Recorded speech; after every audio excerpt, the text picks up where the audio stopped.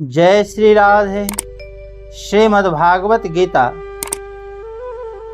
भगवान ने हमारे लिए अपने तरफ से अंतिम जन्म मनुष्य का दिया है कि तुम इससे अपना उद्धार कर लो। अतः हमें मनुष्य जन्म के अमूल्य मुक्तिदायक समय को निरर्थक संकल्पों में बर्बाद नहीं करना है। ऐसा विचार करके संकल्पों को हटा दे। कर्मयोग के साधक को अपने कर्तव्य का पालन करना है। कर्तव्य का संबंध वर्तमान से है, भूत भविष्य काल से नहीं, परंतु संकल्प विकल्प भूत और भविष्य काल से होते हैं, वर्तमान के नहीं। अतः साधक को अपने कर्तव्य का त्याग करके भूत भविष्य काल के संकल्प विकल्पों में नहीं फंसना चाहिए। प्रत्युत आसक्ति रहित होकर कर्तव्य कर्म करने में लगे रहना चाहिए। ज्ञान योग के साधक को इस बात पर दृढ़ रहना चाहिए कि वास्तव में सत्ता एक परमात्मा तत्व की है। संकल्पों की संसार की सत्ता ही नहीं है। इसलिए कोई संकल्प आए तो वह उससे उदासीन रहे, उसमें न राग करे न द्वेष।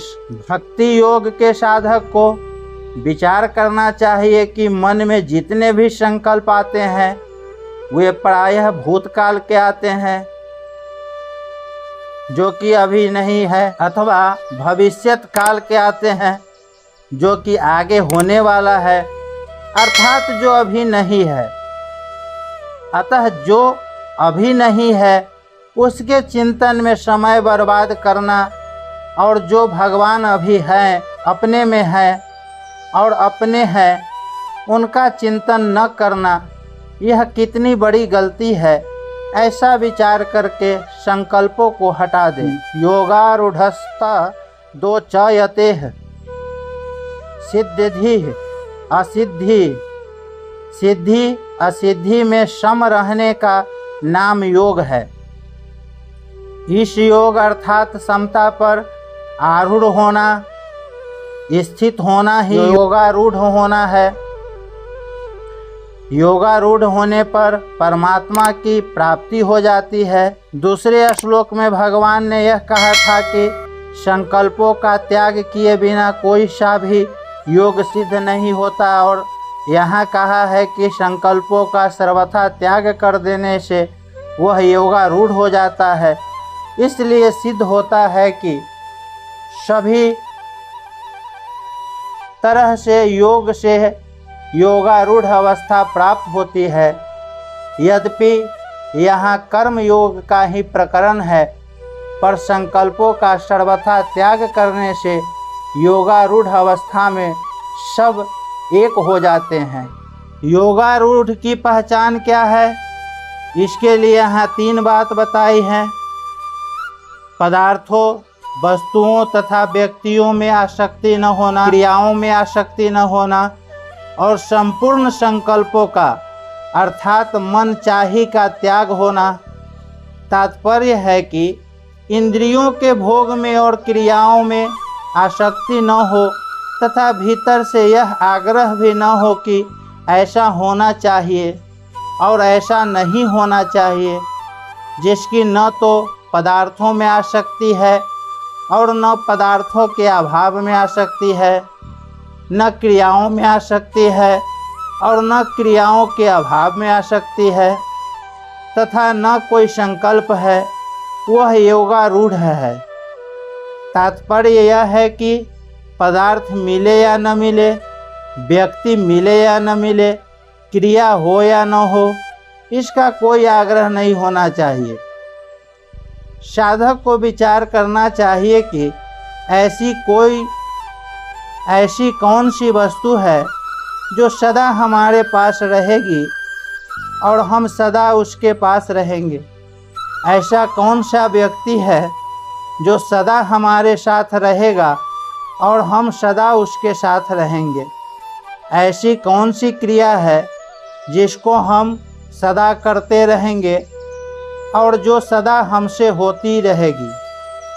सदा के लिए हमारे साथ न कोई वस्तु रहेगी, न कोई व्यक्ति रहेगा और न कोई क्रिया रहेगी। एक दिन हमें वस्तु, व्यक्ति और क्रिया से रहित होना ही पड़ेगा। अगर हम वर्तमान में ही उनके वियोग को स्वीकार कर ले, उनसे असंग हो जाए, तो जीवन मुक्ति स्वतः सिद्ध है। तात्पर्य है कि वस्तु, व्यक्ति और क्रिया का संयोग तो अनित्य है, पर वियोग नित्य है। नित्य को स्वीकार करने से नित्य तत्व की प्राप्ति हो जाती है और कोई अभाव शेष नहीं रहता। इंद्रियों के भोगों में और कर्मों में आसक्ति न होने का अर्थ है कामना रहित और कर्तृत्व रहित होना। इंद्रियों के भोगों में, पदार्थों में आसक्ति न हो तो साधक कामना रहित हो जाता है और क्रियाओं में आसक्ति न हो तो कृतित्व रहित हो जाता है। कामना रहित और कृतित्व रहित होने पर स्वरूप में स्वतः सिद्धि हो जाती है, वास्तव में स्थिति होती नहीं। प्रत्युत स्थिति है, परंतु कामना रहित और कृतित्व रहित न होने से इसका अनुभव नहीं होता।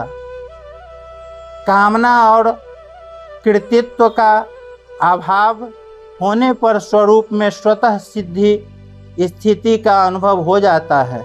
जैसे लिखने के समय लेखनी को काम में लेते हैं और लिखना पूरा होते ही लेखनी को ज्यों का त्यों रख देते हैं, ऐसे ही साधक कार्य करते समय शरीर को काम में ले और कार्य पूरा होते ही उसको ज्यों का त्यों रख दे, अर्थात उससे असंग हो जाए, तो प्रत्येक क्रिया के बाद उसकी योग क्षमता में स्थिति होगी। अगर क्रिया से सर्वथा संबंध विच्छेद हो जाए तो वह योगारूढ़ हो जाएगा। क्रिया, भोग और पदार्थ, ऐश्वर्य की आसक्ति से पतन होता है। इसलिए न तो क्रिया में आसक्ति हो और न फल में ही आसक्ति हो। संकल्प जन्य सुख का भोग भी न हो, अर्थात संकल्प पूर्ति का सुख भी न ले। अपनी मुक्ति का भी संकल्प न हो, क्योंकि मुक्ति के संकल्प से संबंध की सत्ता दृढ़ होती है। अतः कोई भी संकल्प न रखकर उदासीन रहें।